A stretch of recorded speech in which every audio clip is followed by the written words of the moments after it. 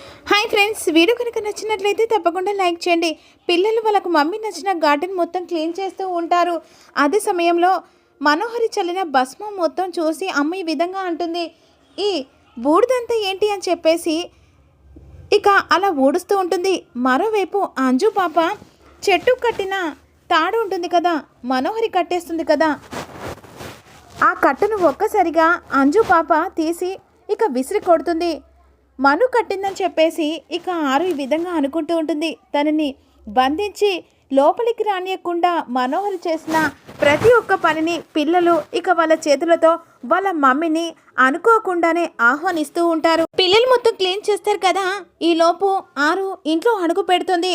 ఈ ఫీలింగ్ ఏంటో నాకు అర్థం అవ్వట్లేదు, అమ్మను మిస్ అవుతున్నాం కదా అని చెప్పేసి ఈ విధంగా అమ్మ బాధపడుతూ ఉంటుంది. నలుగురు పిల్లలు ఇక ఏకమై అలా బాధపడుతూ హక్ చేసుకుంటారు.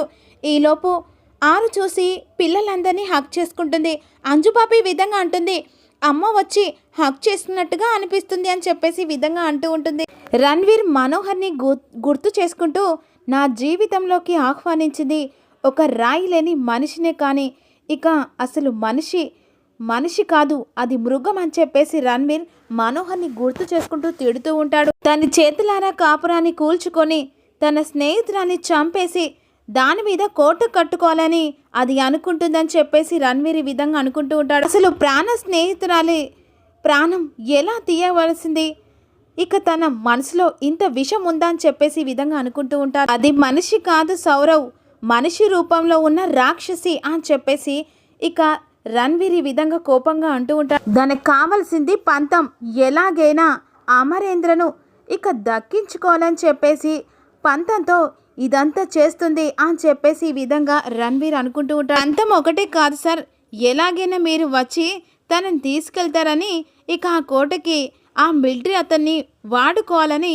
ఇక ప్లాన్ వేసింది అని చెప్పేసి లాయర్ ఈ విధంగా చెప్తూ ఉంటాడు. అప్పుడు సౌరవ్ ఈ విధంగా అంటాడు, అవును రణ్వీర్, మనోహరికి నీ కోపం తెలుసు, అమర్ ఎలాగైనా మిలిటరీ వాడని తెలుసుకొని అందుకే ప్రతిసారి నువ్వు వెతుకులాడడానికి వెళ్ళినప్పుడలా అతన్ని వెనకాల దాచుకుంటుందని చెప్పేసి సౌరవ్ చెప్తూ ఉంటాడు. నాకు తెలిసి మీరు రిలీజ్ అయిన విషయం కూడా మనోహరికి ఎప్పుడో తెలిసి ఉంటుంది సార్ అని చెప్పేసి లాయర్ చెప్తూ ఉంటాడు. మనం బలవంతులు కావచ్చు, కానీ మనోహరి శక్తిశాలి, బుద్ధిశాలి, చేతికి మట్టి అంటకుండా ఇక మనుషుల్ని మట్టిలో కలిపేవచ్చు. ఆలోచించి ముందుకు అడుగు వేయాలి, ఒక తప్పటి అడుగుతో పాతోలానికి తొక్కేచే ఇక అలాంటి క్యారెక్టర్ తనది అని చెప్పేసి సౌరవ్ ఈ విధంగా అంటూ ఉంటాడు. దాని నక్కి తెలివితేటలు నాకు బాగా తెలుసు సౌరవ్, తన ఆవేశాన్ని నన్ను చంపమని చెప్పిన గతం మాత్రం నన్ను ఇలా బంధించి ఆపుతుందని చెప్పేసి రణ్వీర్ ఈ విధంగా చెప్తూ ఉంటాడు.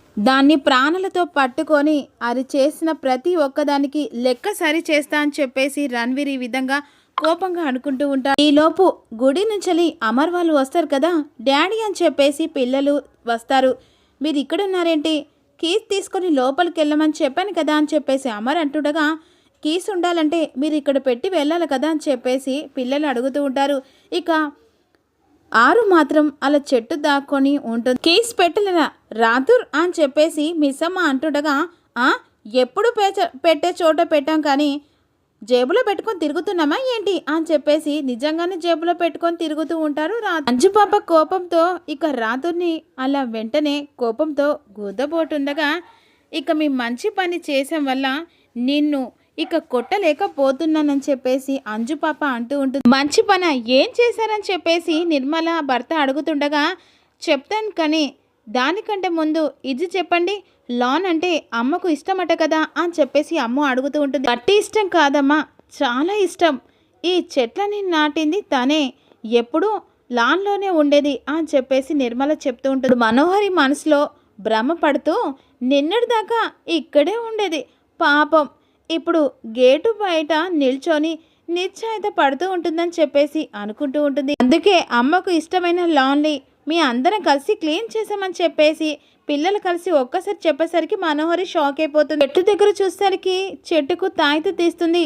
అంటే వీళ్ళు అందరూ కలిసి క్లీన్ చేసి వీళ్ళమ్మను లోపలికి తీసుకొచ్చారా, అలా ఎలా సాధ్యమని చెప్పేసి మనోహరి కంగారు పడుతూ ఉంటుంది. దానికి క్లీన్ చేసి ఇక చాలా నీట్గా పెట్టారు, సూపర్ అమ్ము అని చెప్పేసి ఈ విధంగా మిస్సమ్మ అంటుండగా, సూపర్ అనకుండా సైడ్ అయిపోతే కాదు, ఇక పని చేస్తే బాగుంటుంది అని చెప్పేసి అంజు అంటుంది. అక్కకి నచ్చిన లాన్ అని ఇప్పుడే నాకు కథ తెలిసింది, ఇక నుంచి నేనే దగ్గరుండి లాన్ని క్లీన్ చేస్తా అని చెప్పేసి మిస్సమ్మ అంజుకు చెప్తుంది. నానమ్మ మాకు చాలా ఆకలేస్తుంది, అయ్యో నా మతి మంద, పిల్లల్ని ఇక్కడే పెట్టి మాట్లాడేస్తున్నాను, పదండి పిల్లలు అని చెప్పేసి లోపలికి తీసుకెళ్తుండగా మనోహరి చుట్టుపక్కల చూస్తూ ఉంటుంది. ఆరు లోపలికి వచ్చిందేమో అని చెప్పేసి మిస్సమ్మ కూడా వెళ్తుండగా ఈలోపు మనోహరి అనుకుంటుంది అందరూ లోపలికి వెళ్ళారు, కనీసం లోపల ఉన్న ఆ డైరీనైనా తీసుకెళ్లాలని చెప్పేసి విధంగా మనోహరి కార్ దగ్గరికి వెళ్తూ ఉంటుంది. వెనక్కి వస్తుండగా ఆరు ఎక్కడికి వెళ్తుంది ఇది అని చెప్పేసి అనుకుంటుండగా కార్ డోర్ ఓపెన్ చేస్తున్న సమయంలో ఆ అద్దంలో నుంచి మిస్సమ్మ కనబడుతుంది. మిస్సమ్మ వచ్చి కార్లో ఉన్న డైరీ తీసుకెళ్తుంది. ఇదేంటి ఇది ఆ డైరీ తీసుకెళ్తుంది అని చెప్పేసి మనోహరి కంగారు పడిపోతూ ఉంటుంది. అవును, ఆ డైరీని ఎలాగైనా చేజిక్కించుకోవాలని చెప్పేసి మనోహరి అనుకుంటుండగా ఈలోపు మిస్సమ్మ డైరీ తీసుకొని లోపలికి వెళ్ళి మళ్ళీ వెనక్కి వస్తుంది. వెనక్కి ఎందుకు వచ్చిందంటే మనోహరి కట్టిన ఆ తాయిత్ను విసిరి కొడుతుంది మిస్సమ్మ. ఒక్కసారిగా మిస్సమ్మ వైపు అరుస్తూ ఉంటుంది మనోహరి. ఏయ్ నీకు పిచ్చికని పట్టిందా, తాయిత్ని ఎందుకు తీసి విసిరి కొట్టావు అని చెప్పేసి ఇక మనోహరి మీద మిస్సమ్మ అరుస్తూ ఉంటుంది. చెప్పు అడుగుతుంది నిన్నే, చెప్పు అని చెప్పేసి మనోహరి మిస్సమ్మను అడుగుతుండగా చంపేస్తా అని చెప్పేసి గట్టిగా వాదిస్తుంది. చెట్టు దగ్గర ఉన్న ఆరు చూస్తూ ఉంటుంది. నిజంగానే ఇంకొకసారి ఇలాంటి పిచ్చి పిచ్చి పనులు చేసావనుకో నిజంగానే చంపేస్తా. పిల్లలు పెద్దవాళ్ళున్న ఇల్లు ఏం చేద్దామని ఇలాంటి పిచ్చి తాయితలు తీసుకొచ్చి ఇంటికి కడుతున్నావు, నీకు ఎలా చెప్తే అర్థమవుతుంది, ఆ తాయితు వల్ల ఇంట్లో వాళ్ళకి ఏమీ కాదు, అది అది అని చెప్పేసి కంగారు పడుతూ ఉంటుంది.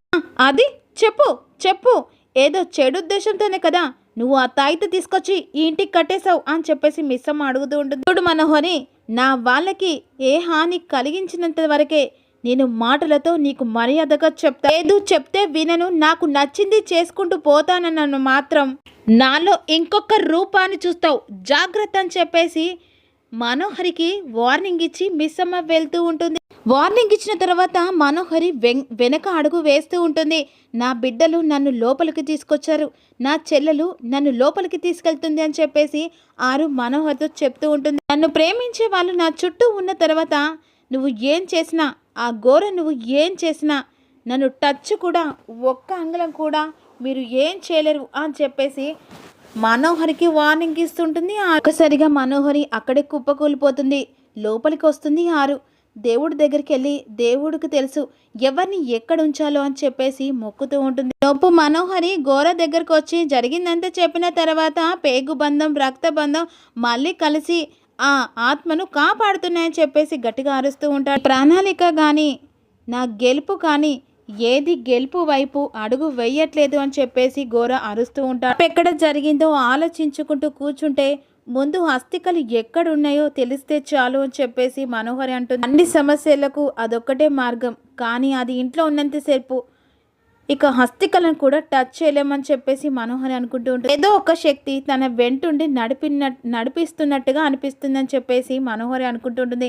ఆ శక్తి ఎవరో కాదు, తన అక్క నీడ. తను ఒంటరి కాదు మనోహరి, ఆ కుటుంబం అంతా ఒకటై ఆత్మకు అండగా ఉంటుంది అని చెప్పేసి ఘోర అంటారు. సో తెలియకనో ఆ కుటుంబమే తనకి రక్షణ కవచంగా మారి ఆత్మను కాపాడుతుంది. అయితే ఏంటి, అస్థికల గురించి తెలుసుకోవాలంటే అది ఇంట్లో నుంచి బయటికి వెళ్ళాల్సిందే, అది లోకం నుంచి వెళ్ళాలంటే అస్థికలు కావాల్సిందే అని చెప్పేసి మనోహరి అంటే ఇది ఒకటైతే ఇంకొకటైతే అనుకుంటే అడుగు కూడా ముందుకు వేయలేం ఘోర అని చెప్పేసి మనోహరి అంటుంది. అయినా తాడు తాయితని వీటితోని పని కాదు, అమరేంద్ర వాళ్ళు హస్తికలు గంగలో కల్పముందే హస్తికలు మన చేతికి లేకుంటే ఎప్పటికీ నేను అవన్నీ చేరుకోలేను అని చెప్పేసి మనోహర్ అనుకులు చేయికి రాకపోతే నువ్వు అనుకున్న కోరిక ఇక నేను ఆత్మను బంధించే కోరిక అలాగే మిగిలిపోతుందని చెప్పేసి ఘోర అంటాడు. అలా రాత్రికి ఏదో ఒకటి చేసి అస్థికలు ఎక్కడున్నాయో తెలుసుకుంటా అని చెప్పేసి ఈ విధంగా